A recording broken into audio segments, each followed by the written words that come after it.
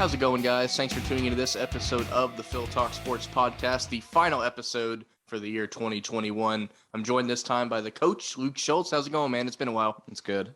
Just been busy. How about you?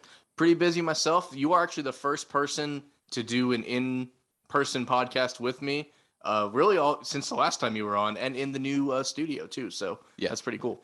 I think the last time we were on was it probably a year ago today or a year ago. Pretty within close. This week or so. Like it was at the end of December last year. And we had reviewed, if I'm not mistaken, it was We Are Marshall. For longtime listeners of the show, whenever I get Luke on the show, we like to review a classic sports movie or TV show. And late in 2020, we said that we'd see you again to review more movies in 2021. And that really didn't happen. But for a lot of reasons, people got busy. I moved, the wedding and all this sort of stuff. Luke had a lot of stuff going on too. But technically, we didn't lie because we're here and it's still 2021. We sneak one in just under the wire.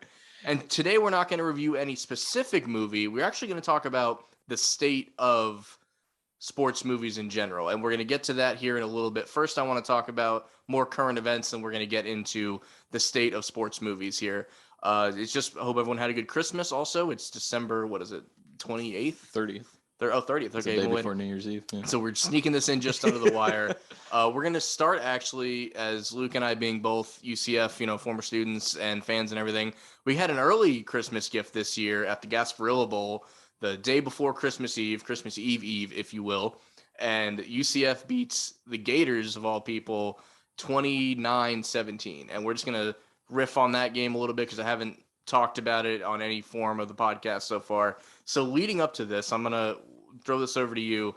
How confident were you that this could get done, and what were your thoughts like as the game went on? As the game went on, I have to say I was surprised. I'm glad that our guys didn't give up or back down or lay down or anything like that, because I don't know. It's not that I wasn't optimistic, but I was expecting a close game, and I thought that it would end up favoring them. And I think the spread was set for them in the lead by 7 points. Yep. So, and I was kind of expecting something like that. So when we ended up walking away with a win, and not just a win, but a 2-point win, or a two-possession win, that was more than I could hope for. I was extremely happy about that, and we had been talking about it a few weeks leading up to it, and I think something you had said was like, either team could win, but whichever one wins, it's almost like it's winning for the wrong reason because of all the injuries that both teams had. Yeah. We had, how many people did we have out? So Gus said after the game that if you take it from the first day of fall camp, we were down 27 players from the start of the year. All right. On the UCF One Heartbeat page, I thought I saw something about that the other day, either earlier today or yesterday or something like that. So I know that the Gators were also down a number of players as well. New coach in that transition, that whole thing. And I have to admit, like, I thought that this would just be one, okay, we won and we can move on, and, we might be able to get a little bit of respect from it. But I've got to say the behavior that I've seen online has been pretty appalling. Yeah. Extreme saltiness, extreme, jealousy, coming up with excuses left and right. Yeah. And so I haven't, I don't mean to. I know that's not everybody. I've seen other Gator fans saying very level-headed things. Yeah. And I've seen some UCF people saying some not so great things either. So this is both sides of the board. But nonetheless, I'm happy about it. I'm happy that Justin Shorter was okay afterwards. Yeah, that was scary towards the end there for sure. It almost put a damper, not to cut you off, but it almost put a damper. Like, it took several minutes into the trophy presentation for it to feel okay to celebrate again. Well, even when they went back out onto the field, it's like, well, we've only got a few plays left. Yeah. And it's like, at this point, should we even really be trying super hard after what just happened? Right. And we were in the clock out mode at that point anyway. But. Yeah. I was happy though to see that Isaiah Bowser was coming back, because I didn't think he was supposed to be in that game. I thought he had multiple injuries and was possibly going to be out, but he did great. Not only am I glad that he was in it, but like, dominated the game. Yeah, I was going to say he ended up making a big difference for us by being in the game. So that was good. I'm really happy to see where O'Keefe and Keene go. I don't know if Bowser's coming back yet or not. Not determined yet. He can. He has the ability to for one more year, but he hasn't decided yet. And one thing I realized today, somebody posted about it in the Facebook forum, was Keene was a freshman. Oh, yeah. And the next time that we face the Gators in 2023, he will be a senior. Yeah. So that should be, and hopefully he sticks with us all the way through. And unlike other quarterbacks we've had in the past. DG. So that's such a disappointment. Yeah, let's get that out of there too. I've only talked about it for a minute. And the way I put it up the last episode I did talk about it a little bit. It was the college football fan equivalent of we're not mad, we're just disappointed. Yeah. And it's not that he left, it's how he left, in my opinion. Like I remember sending you the video of like when the captains were going out and he's like putting his jersey on at the last second. Mm-hmm. And you're like, what does that mean necessarily? I'm like, well, clearly he didn't get ready when the guys got ready. Yeah. He was off doing his own thing. Apparently hasn't been a great mentor to Mikey Keene when, that was actually what my next question was going to be. When Mackenzie Milton was an amazing mentor to him during, his injury time where he was still there. And he's at, UCLA, and UCLA just backed out of their bowl game, even though NC State flew all the way to San Diego when they only had to drive an hour down the road. They waited till NC State got there and then called the game off. So that is an indication of, not seeing things all the way through. So maybe it's a match made in heaven for DG going to UCLA. I don't know. Yeah, that was a disappointment, especially after everything, like you said, Milton did for him. Yeah. And he basically left to go to FSU to not be in the way of it being his team. He basically flat out said that. And whenever DG got hurt, a lot of people could only think like, oh, damn, KZ could have been here. We could have just kept the ball rolling here. Yeah. At least given him maybe a better shot. I was happy that FSU took him. Don't get me wrong. Of all schools, I'm glad it was them. Yeah. But I would have loved for him to stay with UCF. I'm very, even if he doesn't go to the NFL though, which I hope he does, but I'm very curious to follow his career path because I've heard he wants to get into coaching. Yep. And if I'm not mistaken, his major was the same major that I graduated with at UCF, which was sport and exercise science with a coaching track. Right. And because there's 2 tracks in there, one was coaching and the other one was human performance. Gotcha. So if you're going to be a trainer or something, you'd take that route. Yeah. Typically PT, physical therapy and stuff like that, they would go the human performance, or like you said, trainers. Mm-hmm. And then coaching was, well, that's obvious. It's in the title. But somebody was interviewing him and asked if he would be interested in coaching at UCF sometime in the future. And he said, absolutely. Yeah. So, I mean, that would be amazing to see him come back and coach at UCF, or if he went back and coached high school football in Hawaii, I'd understand that too. Yeah, because he's has a lot of records at the school. DG broke some of them, but like he's still a legend at his high school. Yeah. He has, even if he doesn't go to UCF initially, like obviously, like we actually have the Tennessee game on behind me. Like him and Heupel are still under good standings. He could be a grad assistant at Tennessee. From what I understand, him and Scott Frost are still in good standings. I don't want to see this, but he could be a grad assistant at Nebraska, because you get 1 year out of school to basically be an intern coach when you've been a player. So you can do that for 1 year anywhere. And then from then you got to get hired somewhere basically. Mm-hmm. So let's say he wanted to coach in high school. You'd probably still go that grad assistant route first, just to get your feet wet, I would think. But back to the game, I was not shocked that we won. I had plenty of confidence that we could win. I wasn't going to guarantee anything. I talked little to no shit leading up to this game, because I don't do that really. That's not something. If I have a fact that gets in the way of your feelings, I might present that, but I don't just talk shit to talk shit. But I was pretty confident we could win. I was very surprised in the way we did it, because we basically traded sucker punches for 2 quarters or so, and then we just kind of outlasted them. If you would have told me that we beat them by a field goal or we blew them out, I thought both of those would have been more believable than really just outlasting them. And, people said we had plenty of injuries, they had plenty of injuries, but they talked guys that are transferring out of this program they talked them into playing this game. The quarterback and top wide receiver, not Shorter, but the other guy, Copeland, who really wasn't a factor in this game. I was pretty surprised. They basically talked them into playing in this game, because without that, they're starting a quarterback that's never seen the field. And if that's the case, we win by 40, and it would be true what the Gator fans were saying. It really wouldn't have mattered. That wouldn't have proved anything if you're playing this guy that's never played before. Yeah. Another big excuse I've been hearing has been our guys weren't in it. They were unmotivated, but there was fights breaking out left and right. Yeah, I don't think you get in a fight if you're not. And my thing is unless you actually care about the game, why are you? Yeah, you got to be passionate about it if you're going to fight over it. And I totally admit that maybe our players were more motivated throughout the week to get in the game.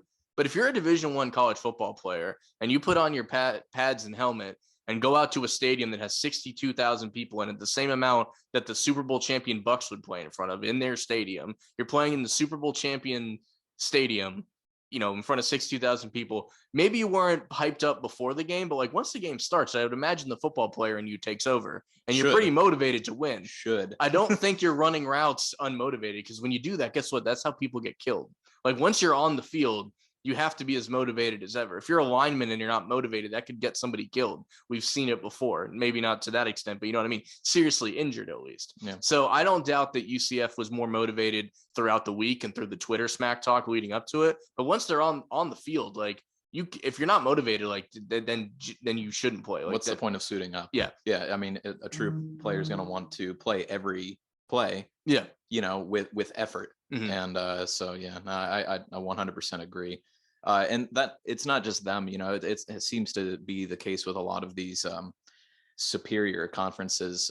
Anytime they face an inferior conference and they lose to them, the excuse seems to immediately be, well, they're playing an inferior conference, and so they're unmotivated. They don't, their heart's not really in the game. Well, last I checked, and I mean, I could be wrong, today's December 30th, the SEC has lost 2 bowl games to AAC teams. Yes, and as a whole, they're 0-4, and by the time this gets out, we'll know the result in this. But if Tennessee pulls off this close game against Purdue, that'd be the first. Actually, South Carolina beat North Carolina earlier today, so they won their first bowl game of the season. Mm-hmm. Tennessee could be second, but yeah, they did start 0-4. And the way I look at it too, like, and I said this actually when I was the players that are sitting out of bowl games, unless you're like a number 1 surefire draft pick. Like if I'm an NFL coach or GM that's going to draft one of these guys, and I heard he sat out of a bowl game, like, and left his teammates, wouldn't that be a character red flag in your opinion? Yeah, you want a team player. You want someone who's absolutely loyal. Yeah. That's why I don't know. The excuses could go on and on and on, and so it's just one of those things. I have to eventually put the phone down and get off of Twitter, and because otherwise it's a slippery slope. Yeah, exactly. There's not, you're not going to be able to change anyone's mind. Like I haven't posted a single thing or said anything to anyone because there's no reason. It would be a waste of time and energy. And honestly, even looking at all the excuses is enough. In all my years of tweeting and the stuff that has been sent back to me and things I've been called and this, that, and the other, I don't think I've ever gotten a tweet that said, you know what? That makes a lot of sense. You've changed my opinion. So that's never what I've ever, attempted to do. And it's sad that people don't look at arguments with that sort of, because that's how it should be. A debate should be, first of all, level. It shouldn't get, I mean, I understand getting a little bit passionate, but you can tell when somebody starts to lose track of like their argument. Twitter is not the place for a heated, or not heated, but a healthy discussion. Twitter is not the place for that. I think, I think that's what Reddit's for. Like, I know there's like, crazy people on Reddit, but like you are much more likely to have like just a relaxed conversation, I would think. And so before we get off this game, I was proud of it. Ryan O'Keefe, the touchdown, the big throw by Keene where he throws up the deuce, getting in the end zone. I was super pissed that the announcers in this game apparently didn't have any, like, they didn't tell the story. We knew the story, and that's all that mattered. But for that story to not get told live on air was upsetting. But like that moment is going to be this iconic thing forever in UCF. And like somebody was talking about, where does this win list on like the greatest UCF wins of all time? Like obviously the Peach Bowl is bigger. I think the Fiesta Bowl is bigger. The conference championships wins are probably bigger. But as far as like atmosphere, this is easily the greatest atmosphere a UCF win has ever taken place in. Yeah. And I was reading that some records were set for the Gasparilla Bowl, like the year prior or the last record, it was only 32,000 people. Yeah, about half. They didn't even open. Usually for this game, they don't open the top bowl. They just fill the bottom. Yeah. And so I don't know if it had to do with both teams being in-state teams. That definitely had a lot to do with it. I think that was a factor. Because if you're a UCF fan, it was nearly doubled though, right? It was over 60,000. I want to say 62,000. But when you think about it, like if you're living in Orlando, if you're like a student on campus, right? Yeah. Tampa's 90 minutes away with traffic on not a bowl game, and then Gainesville, it can't be much more than that. So it's really a hop, skip, and a jump for both sides to get there. Mm-hmm. And it reminded me a lot of like earlier today. North Carolina, South Carolina played at the Panthers Stadium. So like, I know it's probably a little farther for one of those schools than the other. I don't know Carolina very well, but like that, it was a similar atmosphere for those schools because they don't play each other a lot, even though they're both Power 5 conferences. So that was a fun game to watch earlier today. Mm-hmm. But like some people talk about like, oh, these bowl games don't matter, or like we don't need to have enough of them, or we don't need this many of them. I think we just need more like this, where the thought's put into them when you put two schools in a location that is easy enough to get to that people are going to care about.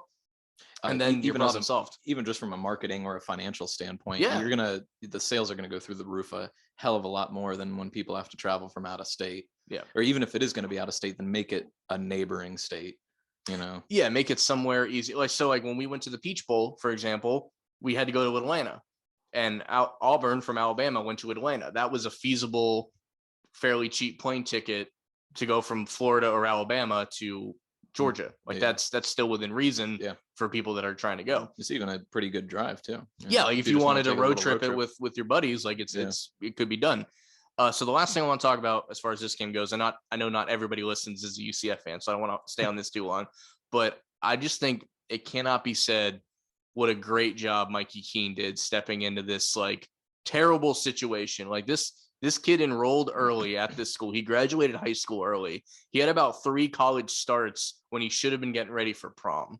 Like this dude, this is an 18-year-old that played for us this year. He turned 19 at some point in the season, but like when he first stepped on the field, he was still an 18-year-old. He should have still been on a high school campus when this happened. And I don't think we can like rattle that home. And like while the stats might not have jumped off the page, he threw 6 interceptions all year. He basically played the whole season. Well, somebody was they put up a comparison of stats from his freshman year this season to Milton's freshman year. Right. And I have a high respect for Milton. Of course. But even when it came down to like interceptions, he had 1 less than Milton. Yeah. And a lot of the stats, he did really good in comparison to Milton, and Milton turned out to be amazing. Mm-hmm. So if he does half as well as Milton did, especially if he really stays with us, number one, number two, puts in a hell of a lot of effort, I mean, by the time he's a senior, I think we've got ourselves a really good quarterback. I mean, he's the starter going into camp. We do have some highly touted quarterbacks recruits coming in this year.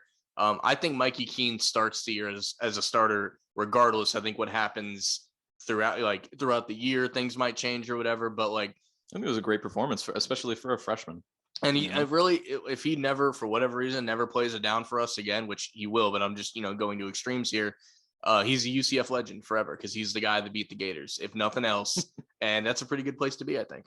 I love the trio between him and O'Keefe and Bowser. Yeah. In my opinion, that's kind of like a golden trio for UCF right now. And it makes me and really Bowser's another guy transferred here from Northwestern because he played his 4 years. He had the stigma of being injury prone, and like he did battle injuries throughout the year. We never knew for sure what games he was going to play. Basically from Louisville on, when he took that helmet into the knee, like from then on, it was like, is he going to play? Is he going to not? And he's had a great year, and he still might come back for another year. He has not decided one way or the other, but if he doesn't, I think he's shown a lot this year to, make some draft experts, make him draft worthy. But I think another year of this is only going to help that, but we'll see.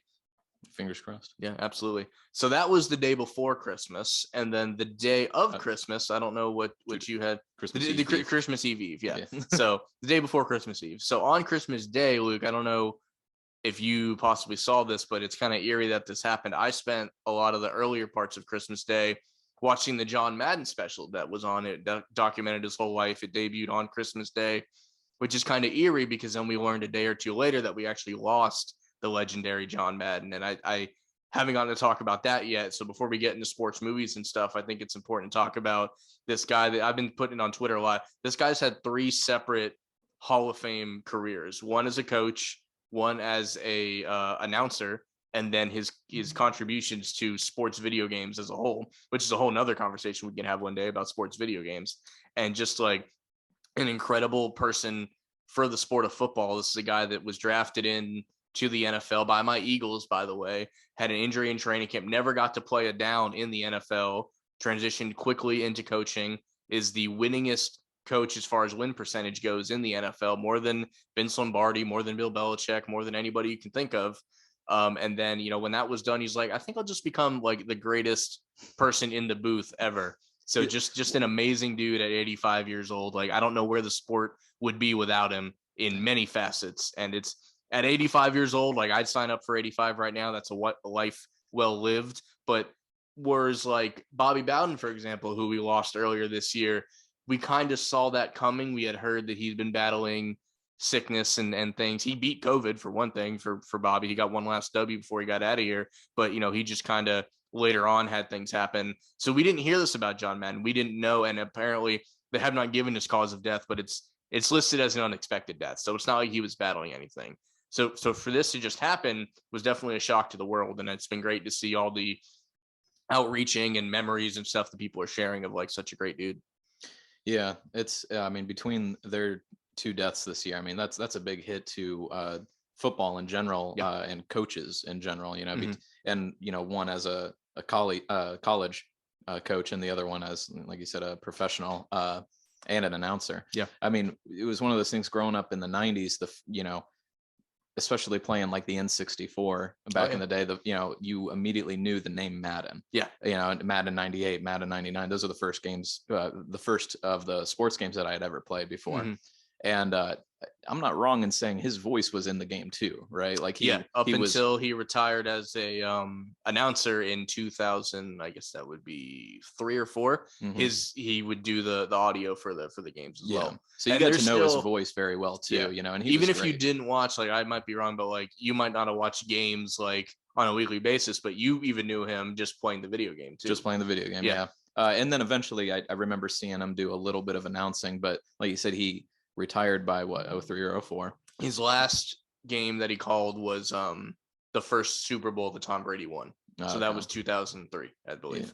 Yeah. So I didn't see him for too long. Right. I mean, I was when I was watching football, when I first got into football, I was watching the Miami Dolphins, and that was back when Marino was playing. Right. And they were on Monday nights a lot because they had Marino, and that's the game that John Madden did. He always did the Monday night game. Yeah. So if I ever heard him or saw him, it was during one of those. A Dan Marino game. Yeah, Dan Marino game. Absolutely. So, I mean, cheers to Bowden and Madden. Cheers. The other thing I like to think about, when you think of Madden as the announcer, you think of him like drawing stuff on the screen with the telestrator. And while it's something they still use, I'm glad nobody has attempted to bring humor to it, because then you're just doing a John Madden and nobody can do it as well as him. And like I remember, as a young kid who didn't get to play like organized football at that age, I learned what a pulling guard was. I learned where the A, B, and C gaps were based on Madden drawing stuff. Like this is before the video games would teach you it later on. Like I didn't know what a cover 2 defense was and why you would want to run against it instead of pass against it until he physically drawed it out, like to the point that like announcers today, they are football guys. They know the ins and outs, and Madden did too, but he was smart enough to cater his broadcast towards the casual fan. Like he made a casual fan know what a cover 2 defense was because he was teaching. And I had this thought, I literally had to laugh to myself when I was thinking about Madden earlier this week when it came out. He is, and you're going to laugh when you hear it too, but hear me out.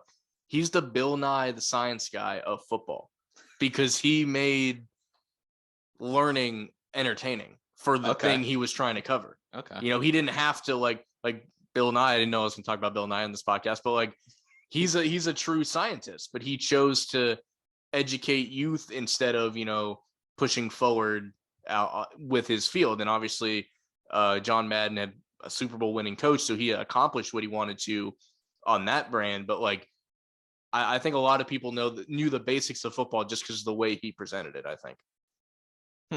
Never thought about it that way. Yeah. But I like it. Because there's all these funny, like there's this old clip of like Troy Aikman. He's like, his broadcast partner is really into talking about something. He goes, you know what? I think Troy's trying to grow a beard. And then they just zoom in on him. He's like, it's not coming in really great. And he's drawing on his face like it needs to come in here, but it's only coming in down here. So there's that. And the other really like funny one, it's during the Super Bowl where the Giants played the Bills, I believe. And again, his announcer throws to something that he said, and he's like, there's usually only 2 Gatorade buckets on the sideline, but if you look over there's actually a third small one now. And they pull it up and goes, this is the mommy bucket and the daddy bucket. And if you look here, there's actually a baby bucket now. And just like stuff that like, if anybody else did it, they'd be like, what does this guy do, and get him out of the booth. But like, it's something that only he could pull off. And there's just so many interesting quirks about him, about like he never got on a plane after the Marshall tragedy, which, we've covered the movie. From that point on, he drove or took trains to every game he had to work. Just little things like that. And like, as far as the video games go too, there was a point where like there was so many different games that none of them were great because all the good video game minds were like dispersed. And once Madden put his name on one, all the people wanted to work on the Madden game. They didn't want to work on the Joe Montana Pro Footballs or the Sega Sports All-Star football games from back in the day. The second Madden put his name on something, everybody went over there. It's like branding. Yes, exactly. But and like then up until quality came with up until recent years, where Madden has been, just a cheap money grab. Like all those great years of Madden has to do with his name being on it, and the transition has already been made. People are clamoring for when the next Madden game comes out to go back to the originals and put John Madden on the cover instead of an athlete, which I think they definitely should do. All right, guys. So we're going to take a quick break here. When we come back, we're going to talk about the state of sports movies and what's gone wrong in recent years. So stick around. We'll be right back.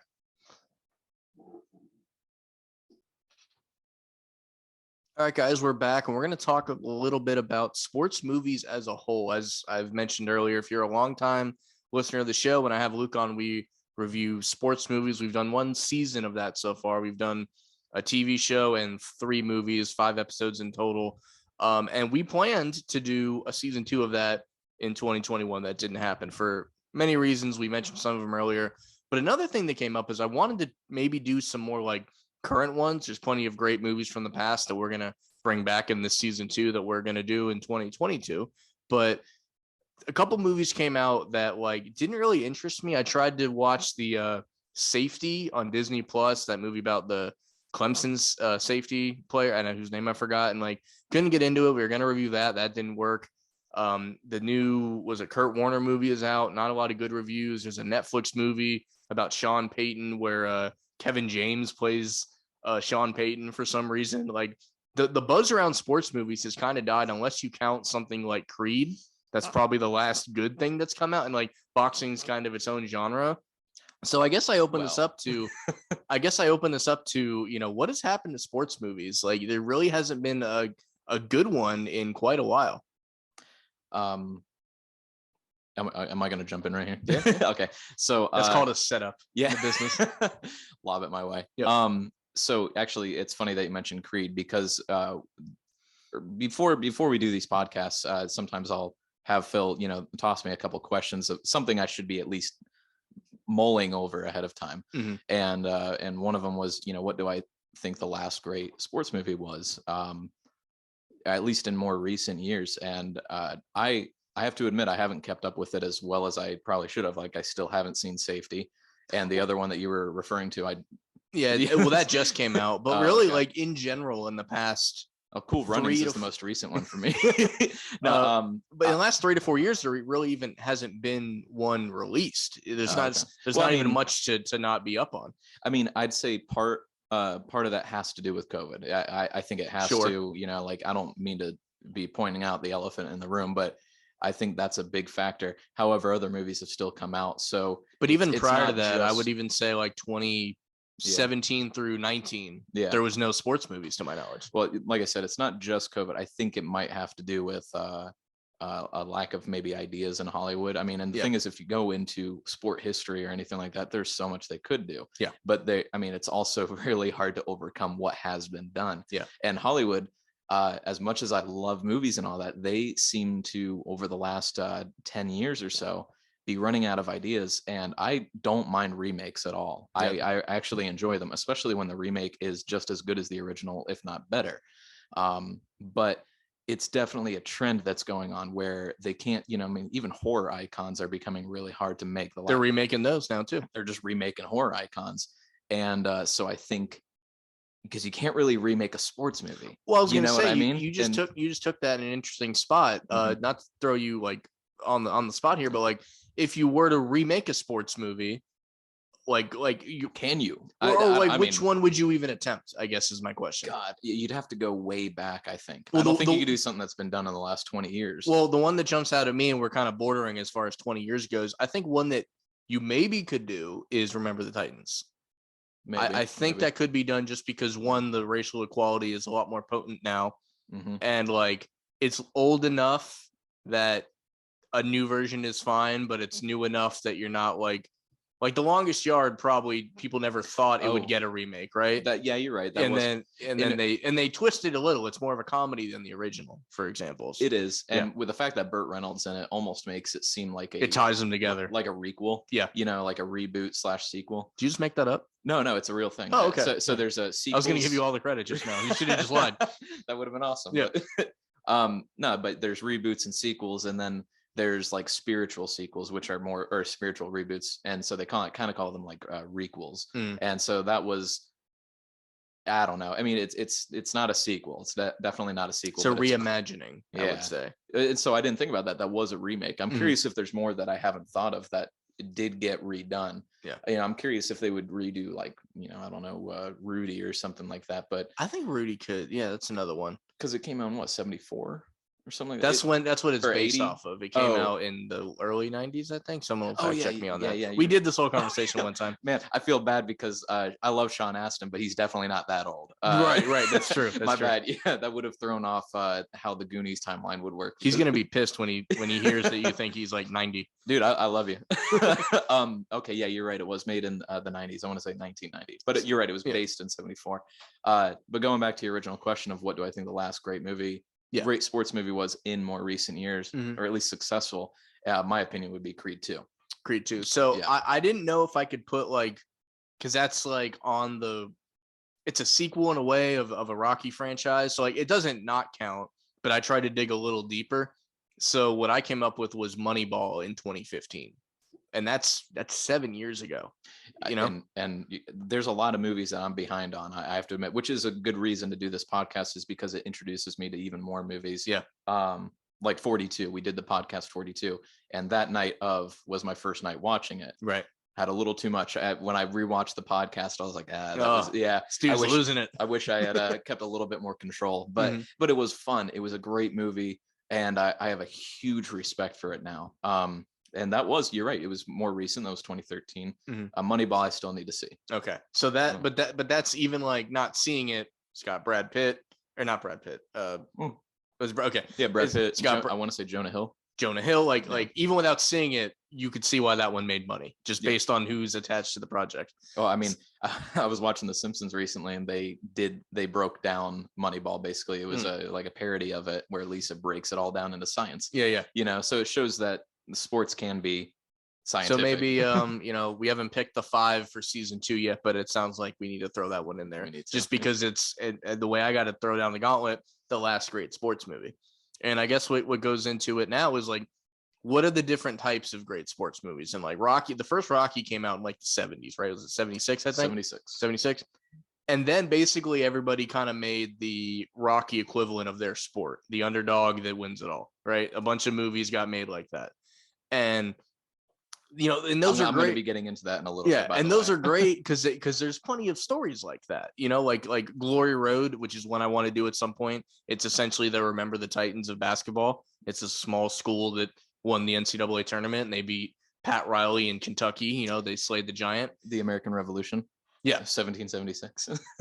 So I don't think that's a sports movie, but sure. No, but again, I was going to go into the whole underdog thing later on, and I think it's an American ideal because that's how we were kind of founded, was being the underdogs. And I think that translates throughout everything we do and say nowadays, where even with our movies, you watch something, Dodgeball, a true underdog story. Yeah. Exactly. We always fall in love with the underdogs, and as if we are still the underdogs for whatever reason, Americans still think that we're in an underdog country, right, when we are the furthest from it. But that's how we were founded, and we love seeing those stories. Yeah.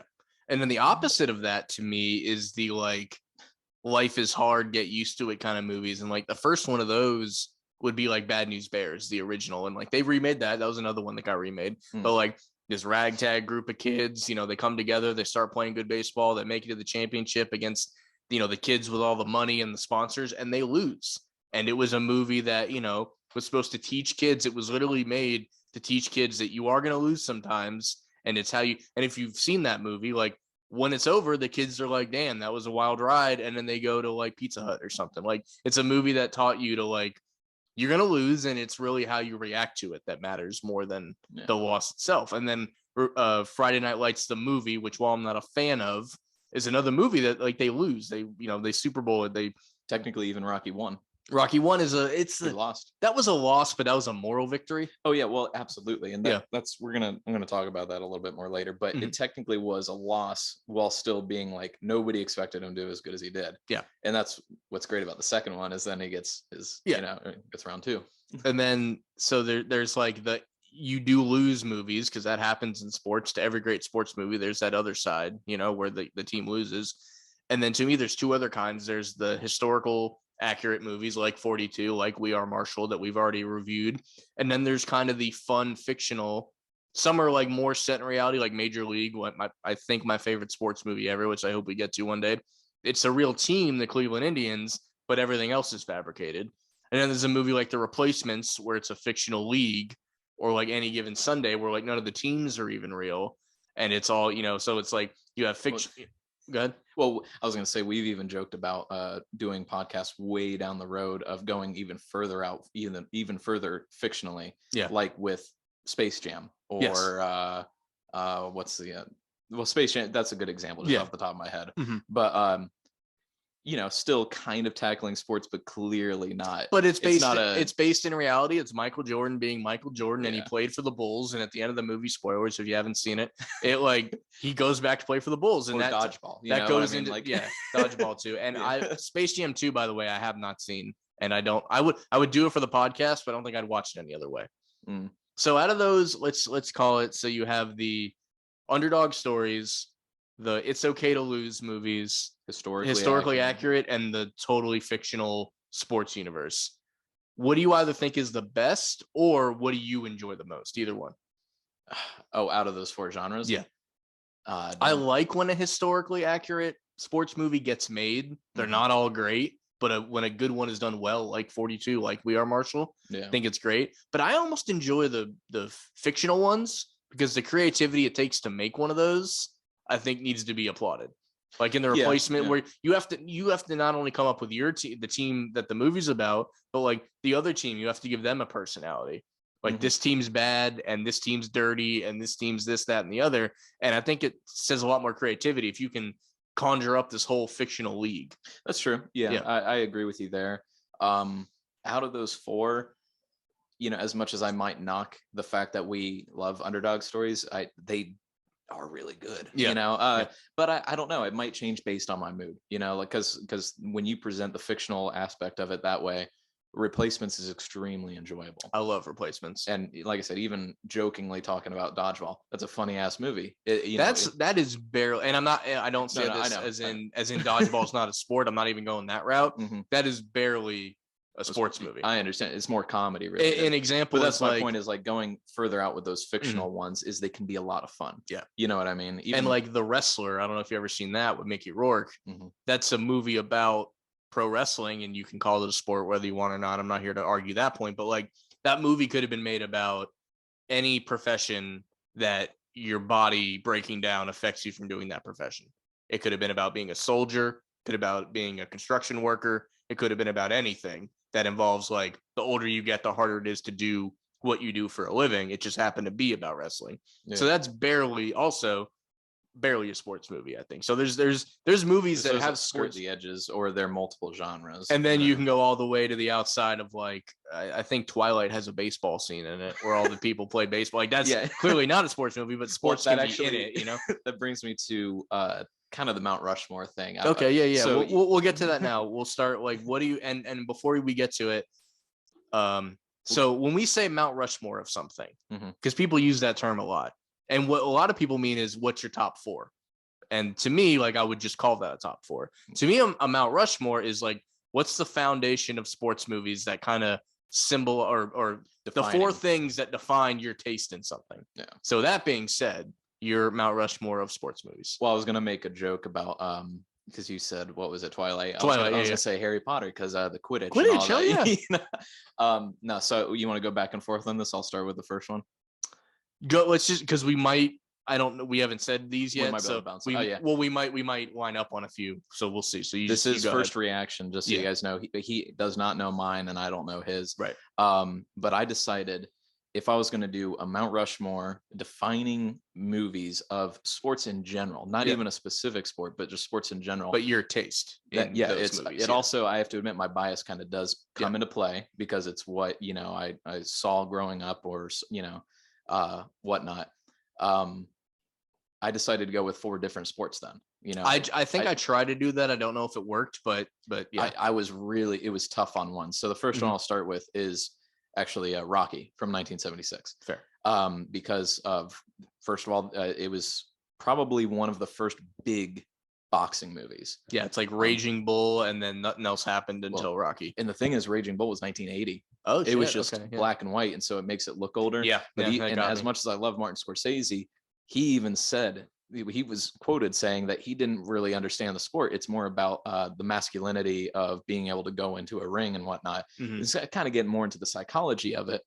And which is, there's nothing wrong with that. But I thought that Rocky really set a precedent for boxing movies, not just boxing movies, but what movies had montages before Rocky? Yeah, they kind of became the king of montages, And there's really only been not to cut you off, there's only been a handful of good, even decent boxing movies since. Like Rocky has a monopoly on the genre. Like I remember Southpaw is pretty decent. The Fighter with Mark Wahlberg, I enjoy. That's the one I almost had come in and take the place of Rocky because I'm a sucker for that movie. I mean, dude, that movie's great. Such a good movie. If you've never seen The Fighter, that movie with Mark Wahlberg and Christian Bale. And it's based on a true story too. So you get that historical accuracy behind it as well. And just great directing, great acting. It won awards. And so that one I really wanted to include in my Mount Rushmore, but I was letting my bias play too much into it. I would be remiss if we're going to talk about boxing movies to not talk about Real Steel. So I really liked Real Steel for whatever you want to call that. I enjoyed that movie for what it was. I mean, it could technically count because it's definitely about physicality. It's probably the first ever boxing / sci-fi movie of its kind. You know, that was interesting. Yeah. So anyway, I'm a sucker for Hugh Jackman too. He's who doesn't love Jackman? You guys can't see this, but there's a Wolverine 2 poster right here. So and another Wolverine drawing right there. Oh yeah, I forgot about that one. So Rocky 1. So specific. Well, is Rocky 1 your favorite Rocky? No, I wouldn't. Well, I don't know. That's tough, man. And the thing is, I just talked to Jordan about this. We were up at What's up, Jordan? Yeah, he watches these. He does watch these. Yeah, yes. So he's been waiting for us to do one for a year now. Yeah. But he and I were at European, and we were sitting there talking about Mount Rushmore, different things. And he said, what do you think is the best montage out of all the Rockies? And I ended up I don't think I ever came up with an answer because he gave me mine, and then he and I have a tendency to go off on a lot of different paths when we talk. Yeah. And so I don't, off the top of my head, I don't know which one would be my favorite because each one brings something different. I can tell you with certainty that it's not the 5th. I like the 6th. I think the 5th is universally called the worst one. I'm not. That doesn't mean it's bad. In my opinion, I don't think it's bad, but I think it's the worst. Yeah. And in my opinion, which is not a popular one, maybe other than 5, I don't like the first one much. But the reason is it's so slow, but it's by necessity because you're setting up this whole world. Yeah. Granted, when they made the first one, I don't know that they knew they were going to make 7 more of these necessarily. But me personally, 3 and 4 are the ones everyone looks to because they're the most iconic character, like villains, if you will, in there. And I love the 6th one. I think the 6th one's actually my favorite. Well, that's the thing is I have to admit, I love the story of the 6th one the most. The 6th one I'm kind of a sucker for because if you know me at all, I did when I was at New Smyrna Beach High School, I was on the weightlifting team for 3 years. And that was actually right around the same time. It came out right around the same time. And it's 2008 or 9, I think. That came out. Yeah. So it was right like when I first started. And to my knowledge, off the top of my head, there's not many weightlifting sports movies out there. Yeah, that's a good question. This actually kind of tackled that because he's aging. He's going back into the ring for like one more fight, but he can't, when they start up his montage, they're like, you can't do all the same stuff you used to be able to do. So we're going to have to move into weightlifting a bit more. So he's doing clean and jerks. He's doing all this other weightlifting stuff during his montage. And I was like, fuck, like I used to watch some of that at 3-6 Mafia. Got a song made for that, just like Survivor did for Eye of the Tiger. Was it Survivor that did Eye of the Tiger? So that was pretty cool that they got to do something. And so I'm a sucker for that. They later did in 6, they do the walkout song for Mason the Lion Dixon. Oh, did they? Yeah, I think it was a song that already existed, but like that's what they chose for his walkout. So walkout. The 6th one is great in that aspect. Like I said, that's much more biased, much more. I'm a sucker for that. He's got a great speech in it when he's talking to his son. Milo Ventimiglia played him, and he's a great actor. Yep. But I'd say I'm pretty upset he doesn't appear in Creed at all, and maybe he will in the third one or something. But I think he did it at the end of the first or at the end of the second, because he tries to reconnect with his son. And I don't know that you see him though. I think he calls him. I could be wrong. It's been a while. So I have take them you both, up on that. Yeah. We'll look into. We'll have to do a rewatch. But yeah, so I honestly, the first 4 are fantastic. The 6th one I like for that reason. The 5th one I'm not a big fan of. I've seen Creed 1 and Creed 2 once each, and all of them are great. So if I could, on my Mount Rushmore, could I make one the whole series? I would. But if I had to choose for something like this, it's fair. But if you had to pick your favorite, if I had to choose a defining one, it would probably be the first. It's what set precedent for all the others. Without the first one, nothing else could have been done.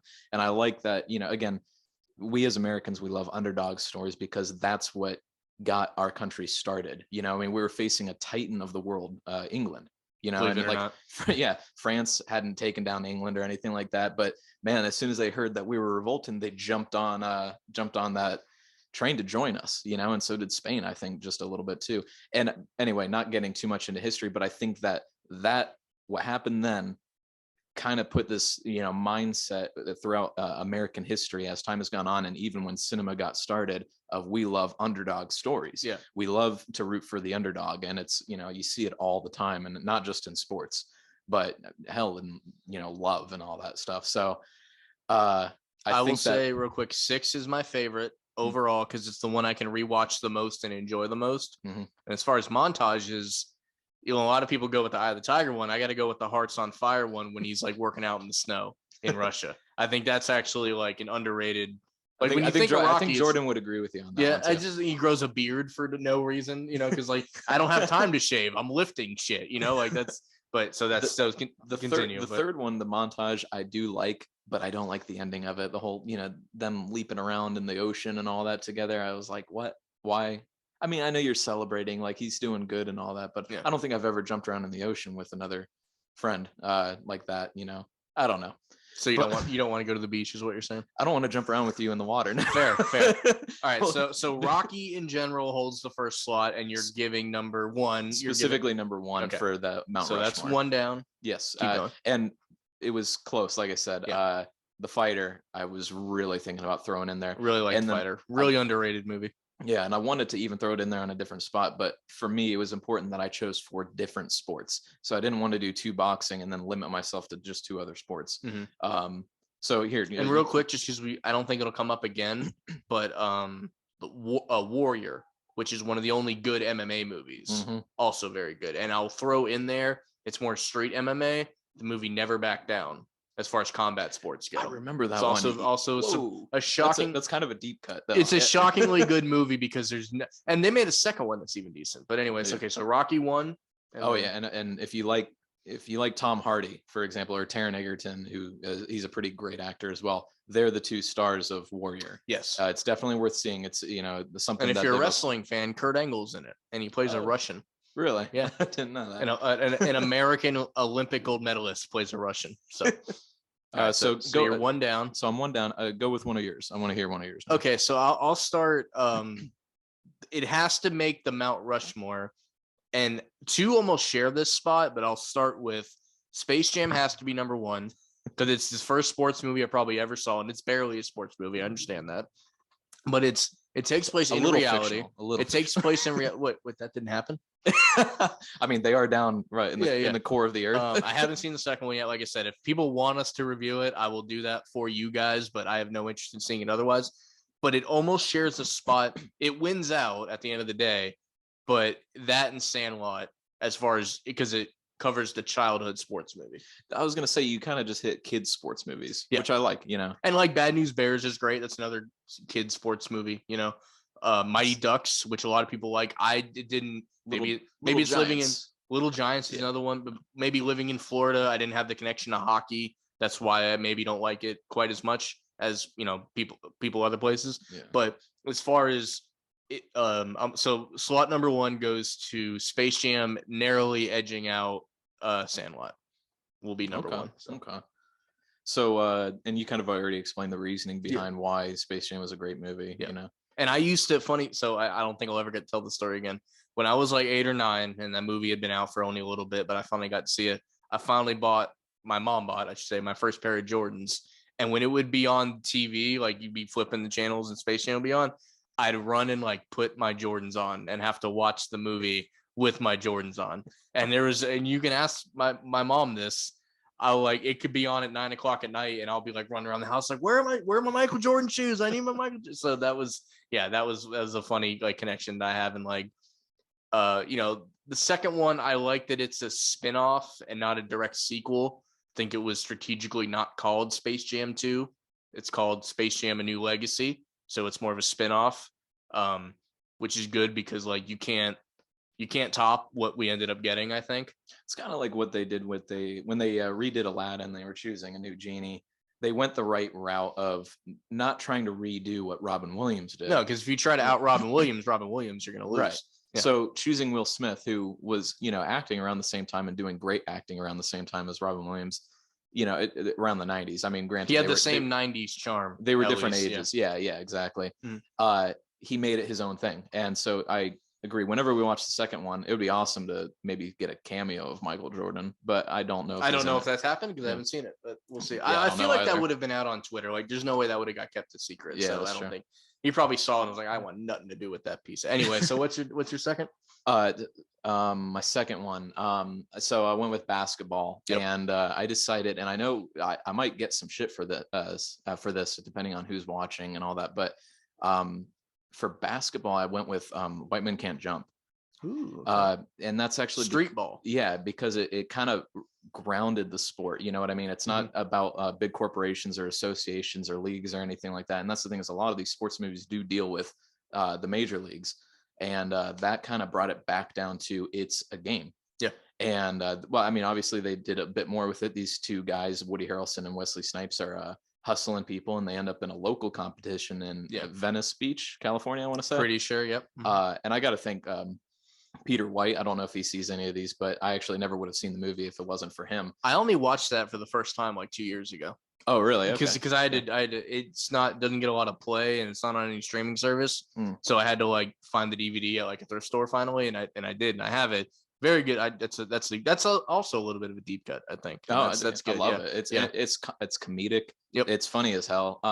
But it's also, it's like these guys are growing up, and they got to realize that, they're still a bit childish. They've got their insecurities and all that when you really analyze the movie. But as for the actual basketball play and all that, it's really fantastic.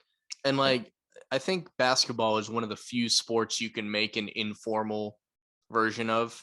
Like baseball, you did it with the Sandlot, right? Yeah. But like football, you can't make you have to at least be in like high school or like Pee Wee. Like you have to be in an organized league to make a movie about it. Yeah, because you need a certain number of people. You need or 20. With basketball, you can downgrade to 2 people. You can do 2-on-2, 3-on-3, 1-on-1, whatever you want to do. But like for football, you need 22 kids in a pigskin, to quote the great Eric Taylor. You need at least that. You need coaches, you need equipment, you need pads and helmets. I dare somebody to make a flag football movie, because I don't think that's ever been made. That would be interesting. I dare someone to make that interesting. Well, I mean, you do get a little bit of a pickup in Invincible, but even then you still need a lot of body. About that, right? You need the same amount of people to make that. What I liked about those scenes, though, was that it brought it back to, this is a game, and these people love it. They play just to play it. Yeah. They sometimes you need to just like kind of bring it back a little bit, and that's one of the reasons I liked White Men Can't Jump, was it brought it kind of grounded it back into a localized sort of feel. Another I left on the cutting room floor. I don't know if you've seen this one. This is also a deep cut. It's called Love and Basketball, and it's easily could be a love story more so than a basketball movie. But that's another good deep cut for basketball movies that keep it like they play in college and in the NBA and stuff, but like it always comes back to the street and just shooting hoops by yourself. Like it's one of those kind of movies too. Yeah. Basketball Diaries. I was kind of disappointed. Wasn't a lot of basketball. I don't know that I've seen that. I don't. I've seen it one time, and I think I remember there wasn't like any basketball in it. I could be wrong. It's been it's like 12 or 13 years since I've seen it, and it was just in the background while I did other stuff. So it's like I don't think it was about sports. I got catfished when One Tree Hill, the show, first came out, because it starts out, it's like two dudes that don't know their brothers end up being brothers, and they're both like basketball players for rival high schools, and that lasts for like the first season, and then it just becomes Dawson's Creek after that. Yeah, yeah. Okay, so I did 2. So my second one, I'll get it out of the way. I think if you put a gun to my head, I'd have to call this my favorite sports movie in general, and that's Major League. The first one, the second and third one are better than people give it credit for, but it's the perfect blend of, in reality, because they are the Indians and they play the Yankees and they play these other people, and like the characters are in it are just amazing. And Charlie Sheen's at the peak of his popularity playing, the pitcher and everything. And while baseball might not be my favorite sport, I do think it's the easiest sport to make a good sports movie about, because there's so much downtime while the game's being played. There's people in the dugout, there's people on base, and those characters have extra time to do what you want them to do, because of like that. Like in football, like once the play happens, the characters have to just be football players for a minute, right? In baseball, like there's so much other things that go on in between each pitch, and I do think that makes for a better movie. And Major League, like, it's the perfect blend of comedy and baseball. And like I said, the second and third ones, most people don't even know there's a third one, are also really good. You got Wesley Snipes, you got Charlie Sheen, you got the All-State guy, I forget his name. That's when he was still acting. He's in that. And it's just the perfect blend of comedy and actual sport. And I think if you put a gun to my head, I call it my favorite sports movie of all time. Really? Yep. Huh. You'd think it'd be a football movie because I am such a football guy, and I think my last 2 are gonna both be football movies if I'm not mistaken. But yeah, I never get tired of watching it. It also helps. I think rewatchability has a lot to do with it with me too. And if that movie was on TV, I can't not watch it. And a quick honorable mention, it's a new thing to my list because I've only saw it for the first time last year, and it is a baseball movie, is A League of Their Own, which I don't know if you've ever seen that, but I watched it for the crying in baseball. Dude, I'm tearing up at the end when they all re-up at the museum, when their wing gets opened up and all the players get to meet up. Like, I saw it for the first time last year, and like, wow, what an experience, that movie. Like, that's another movie now. If it's on TV, I'm leaving it on for a while, lay off the high ones. I like the high ones, that whole thing. Like, I loved it. And I doubled up on it because like I assumed that was fictional. And then I look it up and it's true. Like, that baseball league really existed in World War II times. And like those characters are based off real people. And the 2 sisters are in the Baseball Hall of Fame for their contributions to that league. And like, it's just like, maybe if I saw it when it came out, it would have gone past me. So that's more of a recency biased one, but that movie is fantastic. And if I had to put a true baseball movie, highly quotable though. It's very, yeah. And Tom Hanks in the 90s. Like, what do you want? Yeah, exactly. He's arguably one of the best actors of all time, I think, but actually piggybacking off of your last one to, while we're on baseball, thanks to you, 42 ended up making my Mount Rushmore. Yeah. Mostly because of the historical significance, the great acting, it really, and it also deals with the issue of racism. Yeah. So it's some of these movies like Remember the Titans did not end up making my cut, and it's nothing against the movie. I think it's extremely historically significant and it deals with racism, but I thought that, I don't know, I just thought 42 was a little bit more of a defining movie for the Mount. Again, we're dealing with Mount Rushmore here, so it's very limited. If you ask, like, so while there's historic significance to Remember the Titans, a lot of it's inaccurate that I don't want to spill here in case we review that at some point. But I feel like if you stopped a random sports fan on the street and you asked them who is Jackie Robinson and who is Coach Boone, Jackie Robinson is going to be more notable. More notable. And like, if that movie doesn't get made, nobody knows that story. If 42 doesn't get made, we have a stadium 30 minutes up the road that's named after the guy. Like, So I agree. I think 42, and it was more recent. It was 2013, but I still think it was a defining movie. Mm-hmm. And like I said, I'm trying to choose a different sport for each. Yeah, that's face. So I tried to. I ended up with 2 footballs though, for sure. No, that's and that's the thing is there's so many good football movies. I had like a 3-way tie, and then I ended up. I might re-choose here within the next minute or so as we film this, but so far Rocky for boxing, White Man Can't Jump for basketball, 42 for baseball. So my number 3 is my first football movie, and it's Varsity Blues. And to me, it's the closest thing to Friday Night Lights, the show, which I love dearly. That's what kicked off this whole series. It's just turned up just a little. There's a little more drinking. There's a little more trying to get laid. There's a little more what high school football is kind of like, I would imagine, more so. And what's funny is like the Dillon Panthers are more like they're a powerhouse that has fallen on hard times, whereas the Coyotes are in the middle of being a powerhouse, and they're still only partying and all this other thing. And like the characters are, talk about quotable, people yell, "I don't want your life," and they don't even know what it's from. And, and it's just such a quotable thing. So like the football in it is great. I think like there's something to be said about how the sport's portrayed in the sports movie. Cause there's a lot of like, what is it? Any Given Sunday is zoomed in so much that like, and it's done on purpose, but like when the guy hands the ball off and he looks forward and it's just a blur, like they're trying to show you what it would be like if you were in that, which like it gives you that effect, but you don't get to understand like what the game looks like at that point.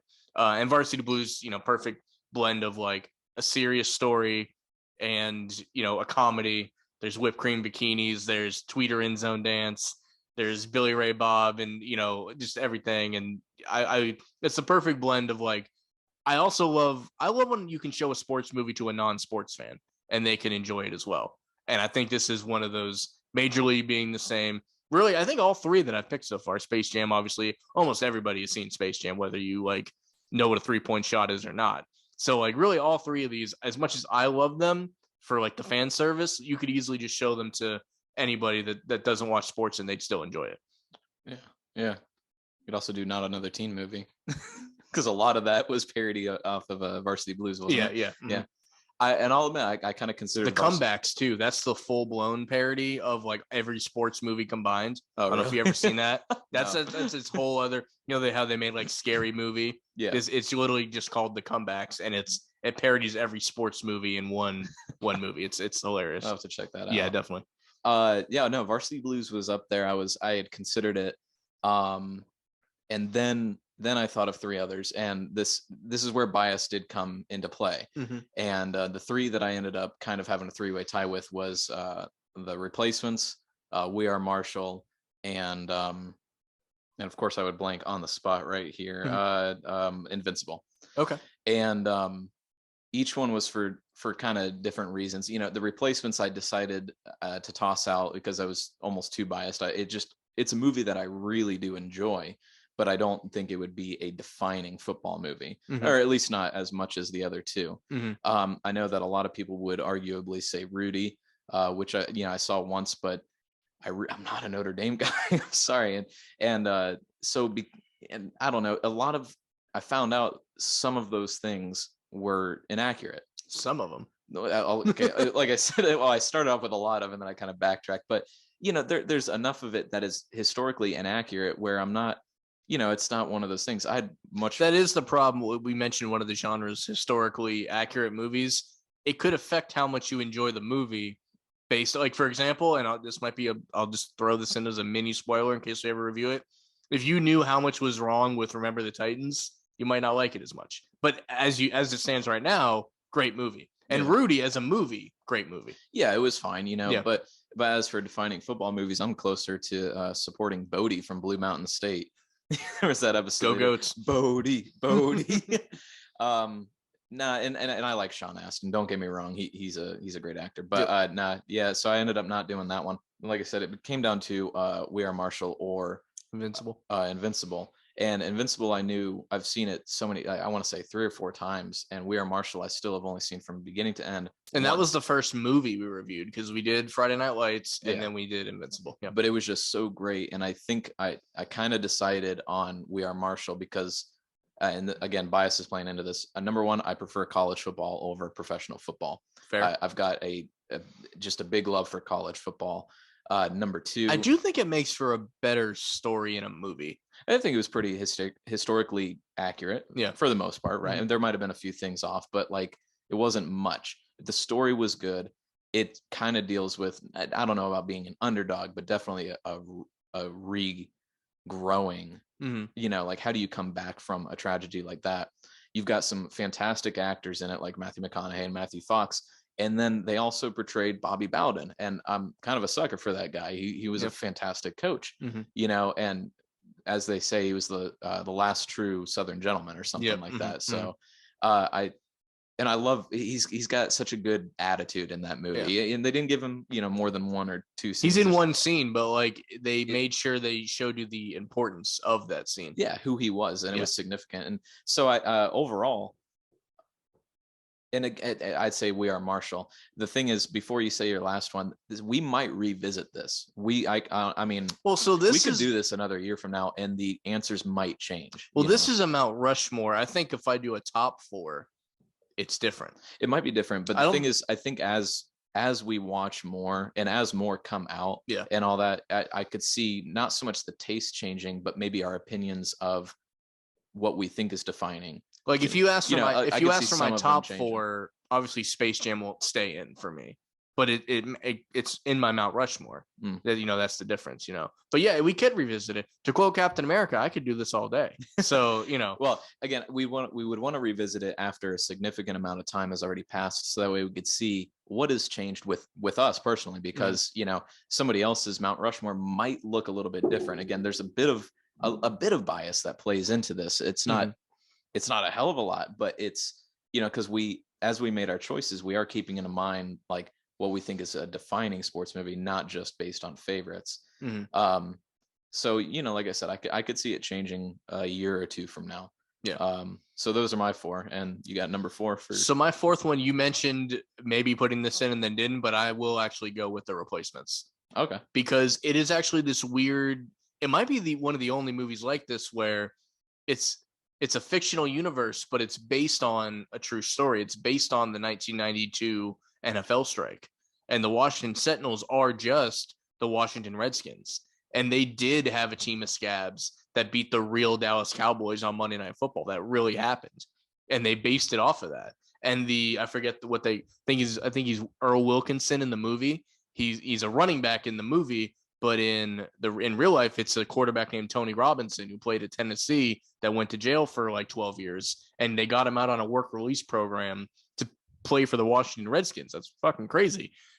But the movie itself is great. Again, it's enough comedy thrown in there. A lot of good actors, right? Keanu Reeves is in it, Fantastic cast. And the football is great. And real for Office fans out there, if you've never seen it, there's a tight end in it that's deaf, and it's actually Roy from The Office. It's a really young Roy from The Office. And I think John Favreau is in it. I think he plays a linebacker or something like that. And this is back when John Favreau was like really in shape. And too, I forget who the big dude. The coach is the guy Gene Hackman. Yeah, the dude from Hoosiers and stuff, which a lot of people like Hoosiers. I've tried to get into it and I can't for some reason. I don't know why. Like a lot of people will put Hoosiers on their Mount Rushmore. Like if you ask anybody older than us, Hoosiers is going to be on there because they consider like the best. And I don't know what it is about the movie. Maybe it's because it's basketball before the 3-point line, and I feel out of place when I try to like put myself in the game. But that's why that's not on there for me. So I will put. So just to reiterate, I have 2 football movies.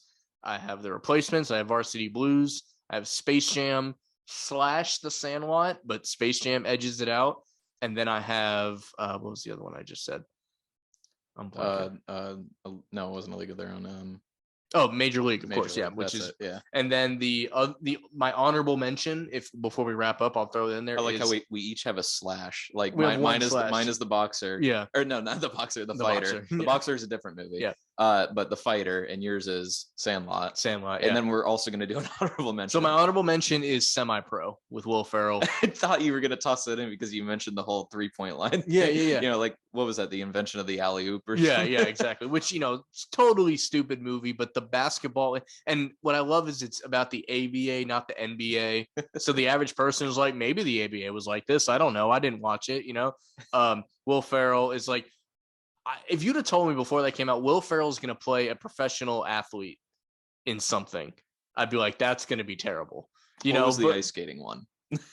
Technically, Blades of Glory. Blades of Glory. Yeah. But and he also played a racer.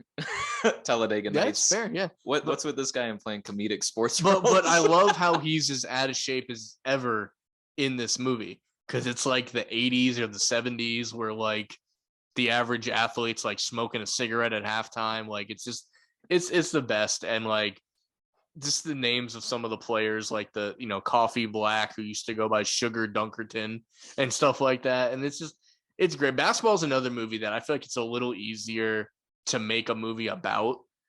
Well, I think football is the hardest movie to make a good sports movie about, because there's so many characters, and what you end up doing is like there's 11 guys on offense. You focus on like 3 or 4 of them, and you get like 2 defensive guys, and everyone else is just in the background. Oh yeah, I think we even kind of tackled that a little bit when we watched the Friday Night Lights series. Yeah, because there was really only one significant defensive player in Santiago. Season 2. Yeah. And then they did away with him. Mm-hmm. And it was like everyone else was just offense. And it's like, that's only half the team. Yeah.